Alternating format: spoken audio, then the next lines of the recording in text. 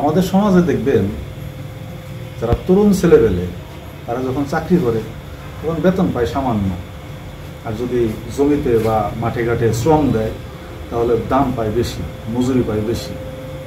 আবার প্রবীণ লোকরা চাকরি করতে করতে যখন প্রবীণ হয়ে যায় তখন বেতন পায় অনেক, আবার সেই প্রবীণ লোকটা যখন মাঠে শ্রম দিতে যায় তখন দাম পায় কম। এর কারণ কি? উপরালাই এটার রিজিক বন্টন করে রাখছে। যে তরুণটা শ্রম দেয় সেই তরুণের উপর সংসার এবং পরিবারের পুরা দায়িত্বটা তার উপরে, উপরালাই তার উপর দিয়েই তার পরিবারের সমস্ত লোকের রিজিক তার উপরে দিয়ে রাখছে, যে কারণে তার মজুরিটা হয় বেশি।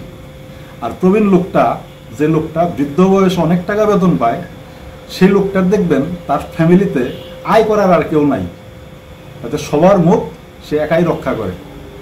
যে কারণেই তরুণরা দাম পায় বেশি, প্রবীণরা কম পায়।